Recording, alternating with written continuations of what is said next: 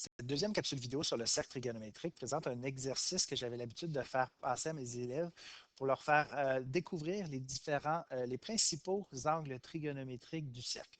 Alors, comme il s'agit d'un exercice, n'hésitez pas, si vous voulez, à mettre la vidéo sur pause à partir d'un certain point et tenter l'exercice par vous-même. Alors, l'exercice se lit comme suit. Donc, le cercle ci-dessous a été divisé en 8 parties égales.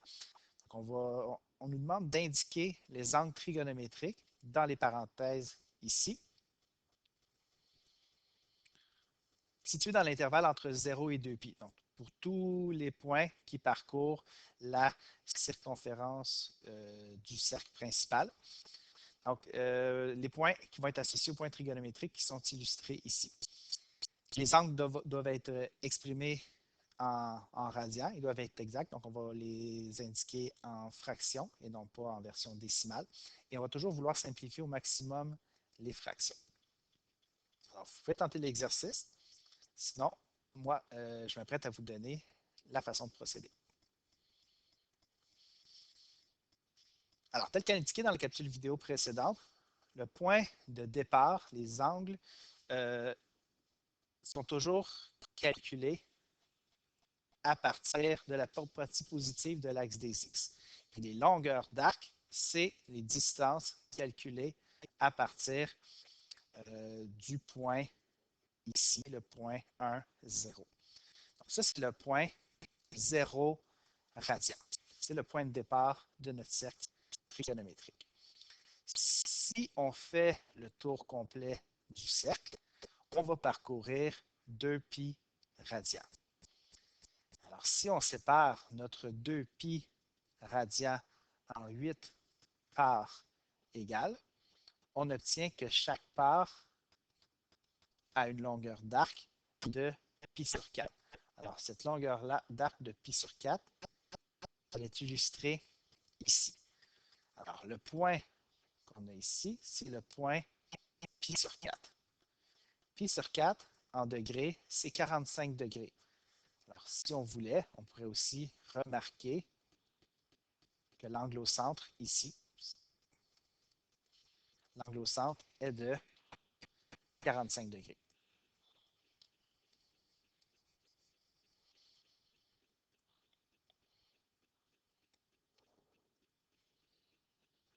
Si on ajoute à cet angle de π sur 4, à cet arc de longueur π sur 4, pardon, un deuxième arc de longueur π sur 4, on obtient la longueur d'arc ici du quart de cercle, qui peut être calculé comme étant π sur 4 plus π sur 4, autrement dit 2π sur 4, pas simplifié, π sur 2. Donc, on pourrait continuer ici d'ajouter des multiples de π sur 4. Donc, ici, on a le point π sur 4, 2π sur 4. Donc, si on ajoute encore une longueur d'arc de π sur 4, on arrive ici à 3π sur 4. On continue, on arrive ici à 4π sur 4. 4π sur 4, 4 quarts, ça se simplifie au point π. Et je fais réaliser, comme on l'a pu le constater dans les capsules vidéo précédentes, que là, ici, les intersections, l'angle ici, c'est un angle de 90 degrés qui correspond en radian à π sur 2. Si on parcourt la moitié du cercle, on a un angle au centre de 180 degrés qui correspond à π sur 2, à π, pardon, la moitié de 2π. Donc, continuons d'avancer à bond de π sur 4. Donc, on était rendu à 4π sur 4 ici. Continuons avec des multiples de π sur 4. J'arrive ici au point suivant, le point 5π sur 4. Je vais au point suivant, le point 6π sur 4. Donc, 6 quarts de π ou 3π sur 2. Notez que plutôt que de faire des bonds de π sur 4 ici, on aurait pu aussi faire des bonds de π sur 2. Donc, partir de mon point de départ, le point 0, faire un bond d'un quart de cercle, c'est-à-dire pi sur 2, arriver au demi-cercle, 2 pi sur 2, faire un autre quart de cercle, 3 pi sur 2, et parcourir le dernier quart de cercle, 4 pi sur 2, c'est-à-dire 2 pi. Je reviens à mes pi sur 4. On était ici à 6 pi sur 4, je vous le rappelle. Alors, le point ici, on est à 7 pi sur 4. Et on arrive au final, on parcourt le dernier huitième de cercle, donc dont la mesure de la longueur d'arc vaut pi sur 4, et on arrive à 8 pi sur 4, c'est-à-dire 2 pi. Donc, notez qu'on peut continuer de parcourir le cercle en continuant d'avancer dans le sens anti-horaire et avoir des longueurs d'arc qui dépassent la circonférence du cercle. Ici, au point où on est rendu, on a répondu à la question de l'exercice. On pourrait pousser plus loin le raisonnement et dire qu'après pi sur 4, on revient au point de départ et on est au point 2π. On est en train d'entamer le deuxième tour du cercle trigonométrique principal. Donc, je suis à 2π. Je pourrais continuer d'ajouter pi sur 4. 2π, c'était 8 pi sur 4. J'ajoute un autre pi sur 4. Je suis à 9 pi sur 4.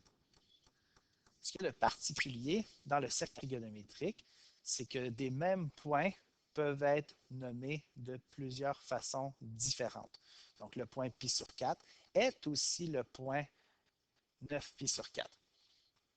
Et on va constater rapidement qu'on peut nommer chacun des points d'une infinité de manières différentes, de manière périodique, de sorte que l'écart entre deux noms distincts, deux angles, deux arcs distincts qui présentent le même point, est toujours un multiple de 2π.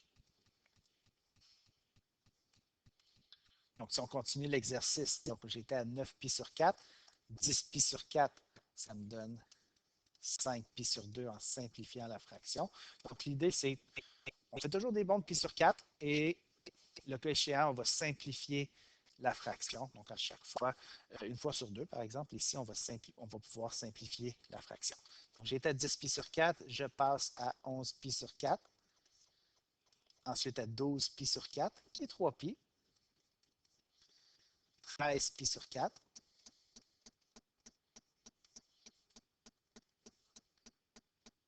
14 pi sur 4, qui est le point 7 pi sur 2. Ensuite, 15 pi sur 4. Et ensuite, j'arrive à 16 pi sur 4, qui est le point 4 pi. Et on pourrait continuer comme ça à nommer les points principaux qu'on a nommés précédemment, les multiples de pi sur 4, en continuant de faire des tours. Juste avant de passer à l'exercice suivant, on peut aussi parcourir le cercle dans le sens anti-horaire. Je vais juste enlever un peu de choses ici. Si on parcourt le cercle dans le sens anti-horaire à partir du point de départ, donc à partir du point 0, ici je viens de parcourir pi sur 4 en termes de longueur d'arc, mais dans le sens horaire. Là, je disais anti-horaire. Anti-horaire, c'est le sens qu'on a parcouru précédemment. Là, on va aller dans le sens contraire, dans le sens horaire. Dans le sens horaire, tel que dit dans la capsule vidéo précédente, ça correspond à des angles et des arcs, des mesures de longueur d'arc négatifs. Alors, ici, on va tomber sur le point moins pi sur 4. Donc ici, j'ai le point pi sur 4. Et à l'opposé, dans l'autre direction, j'ai le point moins pi sur 4.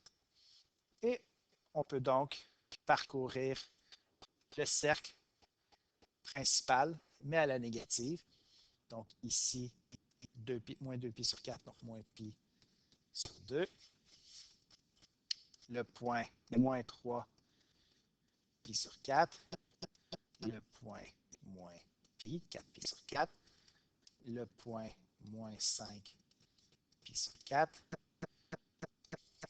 le point moins 6 pi sur 4, autrement dit le point moins 3 pi sur 2, et le point moins 7 pi sur 4, et le point moins 2 pi ici. Et on pourrait continuer à parcourir le cercle dans les négatifs.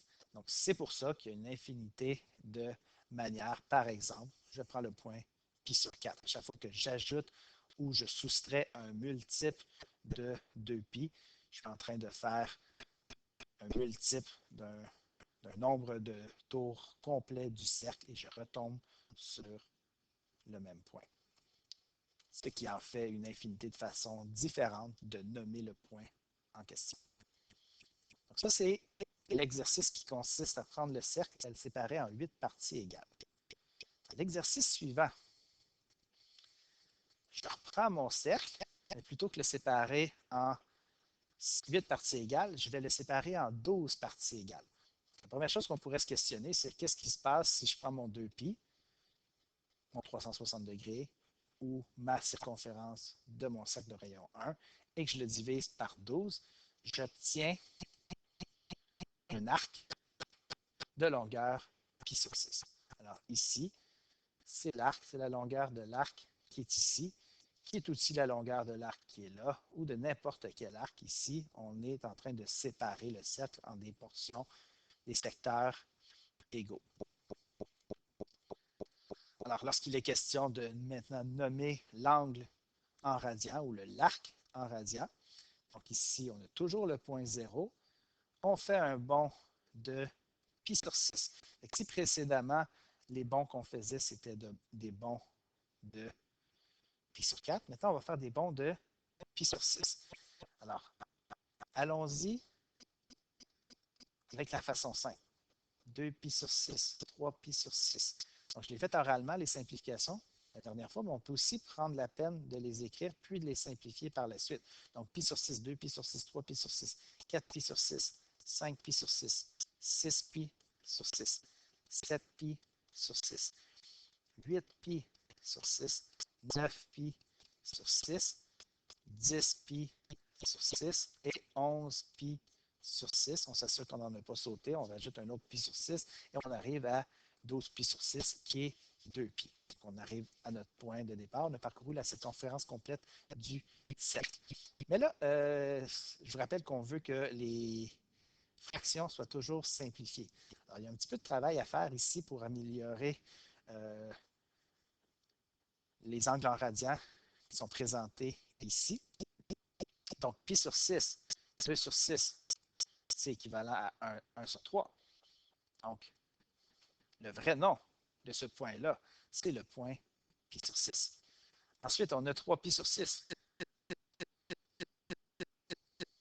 3 sixièmes est égal à 1 demi. Donc, c'est le point pi sur 2. Et ça, c'est ça surprise puisqu'on l'avait découvert avec l'exercice précédent. 4 sixièmes, 2 tiers. Donc, 2pi sur 3. Le prochain, 5 sixièmes, ne se simplifie pas. On est à la forme irréductible.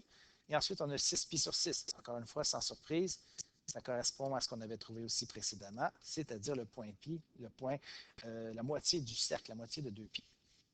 Le prochain point, le point 7pi sur 6, ne se simplifie pas. Le suivant, 8 sixièmes, c'est équivalent à 4 tiers.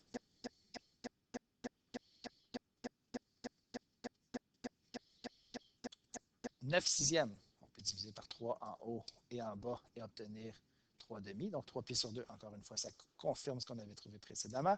Et le dernier qu'on va simplifier, 10pi sur 6, est équivalent à 5pi sur 3. L'avant-dernier, le dernier qu'on va simplifier, le dernier ne se simplifie pas, c'est le 11pi sur 6. Donc voici les autres angles principaux du cercle. On voit qu'il y en a certains qui sont renommés, le 0, le pi sur 2, le pi et le 3pi sur 2, lorsqu'on divise plutôt notre cercle en 12 parties égales.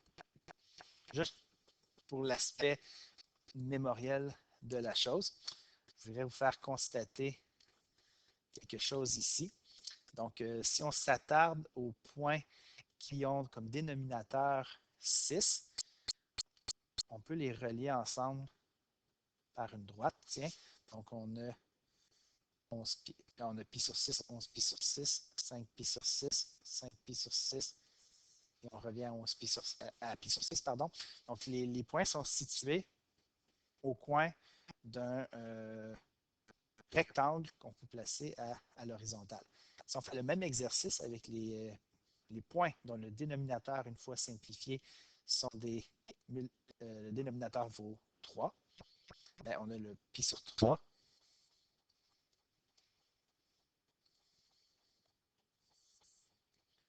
avec le 2 pi sur 3, avec le 5 pi sur 3 et avec le 4 pi sur 3. Donc, on forme un autre rectangle similaire, mais cette fois à la verticale. Et on aurait pu faire l'exercice en passant avec les points pi sur 4 et se former un joli carré comme ceci.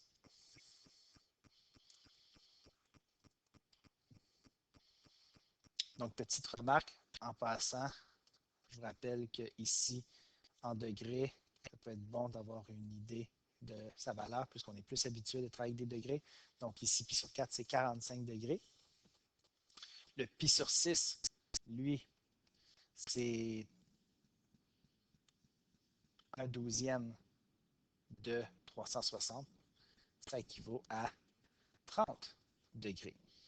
Et si on s'était questionné sur la valeur de pi sur 3, ça nous donne le double de pi sur 6, c'est-à-dire 60 degrés.